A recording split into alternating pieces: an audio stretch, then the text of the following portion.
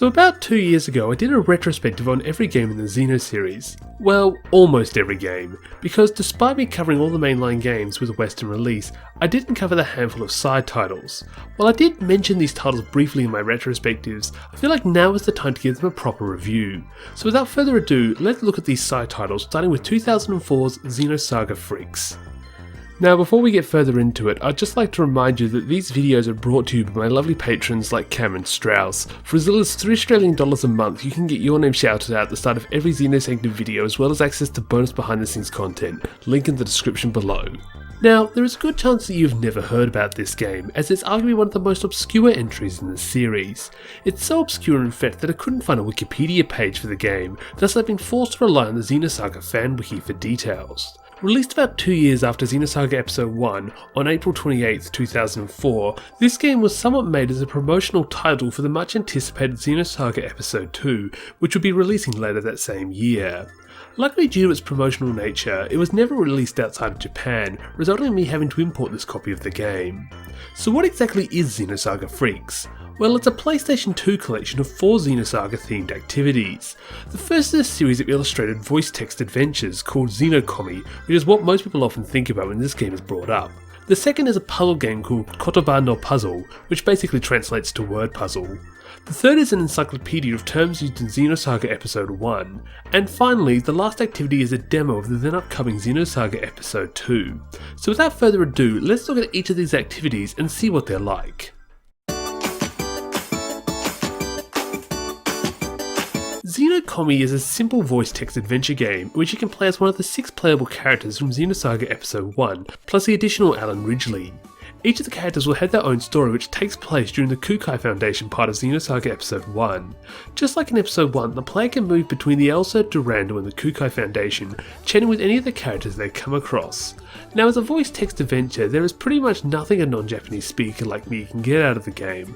Luckily the duo of Jintoki and Kare Reiko have translated all of the stories with the exception of Shion and Alan's. These translated stories are available on PC as standalone games that can be downloaded via the link below. For this retrospective, I tried out the stories of Chaos and Cosmos. In Chaos' story, he immediately becomes self-aware that the player is following his perspective as he goes on a shopping trip for the different members of the Elsa. Chaos keeps his cryptic side to his character as random events after random events continue to occur, leaving the player in a rather confused state when his story comes to an end. In Cosmos' story, you spend most of the time in her room as Shion pops in and out to make adjustments. However, soon things go crazy when Cosmos spots a cat and begins a lethal pursuit of the feline, using every tool at her disposal to catch the creature, while at the same time destroying everything in sight. At one point in every story, your memory will be put to the test as you'll be presented with a pop quiz.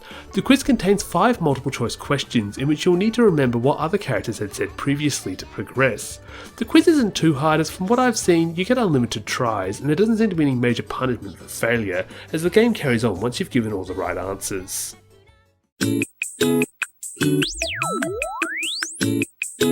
Kotoba no Puzzle is basically Japanese Scrabble, in which you attempt to pair up hiragana to form Japanese words for points. The game consists of boards with several hiragana already on it, while on the side is a bar with additional hiragana that one can drag and drop onto the board. You can only drop a hiragana onto the board if it can form a word going left to right or up to down. Once dropped, you'll get points for every word your dropped hiragana creates, with longer words scoring more points. Now, despite being familiar with Japanese, my dialect is still atrocious, and as a result, most of this game boils down to me dropping random hiragana wherever and hoping that it's an actual word. Kotoba no Puzzle has multiple boards to play with which vary in size and available hiragana to drop in. There is also a multiplayer mode, although I couldn't find anyone willing to try it out with me. Also, is it me or does the music in this stage sound like Love in the First Degree by Bananarama?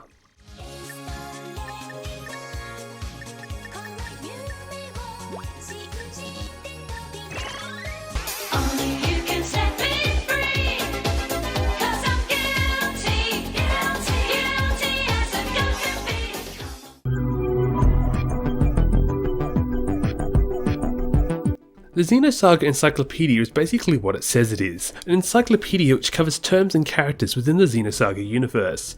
The encyclopedia is split into 4 sections: characters, worlds, products, and keywords. Exploring each entry, you might be able to view an enlarged image of the item, as well as a movie.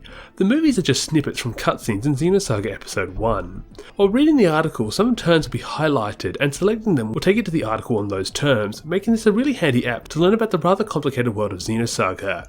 Shame I cannot make much heads or tails of it, because once again, watashi no nihongo ga nigata desu. Now for what was likely most people's reason for buying this game back in the day. With episode 2 releasing only a few months after this game, Xenosaga Freaks comes bundled with a demo of the anticipated sequel. The demo begins with the old Milsha flashback, just like in the full game, however it is greatly abbreviated, skipping all of the dialogue and going straight into the launch sequence. The descent into old Milsha is also cut out, instead being replaced with a cutscene snippets from other points in the game, for trailer purposes. Once you're on the surface, the demo plays out like the main game, in which you pilot the ES Asher around the city while learning how to play the game. Just like in the main game, you will eventually exit the ES Asher, team up with Jin and continue on foot. However, during this on foot section, you will have the additional options of playing with Ziggy and Shion in your party. The inclusion of these two has obviously been done to show off the different playstyles, although it would be hilarious if it was meant to be a nod to episode 3 where adult Shion actually does travel back in time to old Milsha. Gameplay wise, the game is mostly there, with you being able to acquire new skills and spells, and playing the demo I didn't really notice anything being locked away or inaccessible. Eventually you'll reach the boss fight against Margulis, and defeating him will result in another trailer that ends the demo and brings you back to the title screen, which you will quickly notice is missing any music.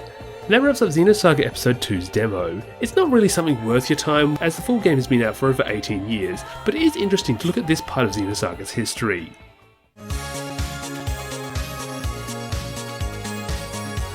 Looking at Xenosaga Freaks as a complete package, I can say this game is definitely a novelty in my collection, as I can't really get much fun out of this game without a much greater understanding of the Japanese language. Even if I did get past the language barrier, it's clear that this game was simply designed to hold Xenosaga fans over until Episode 2 could come out.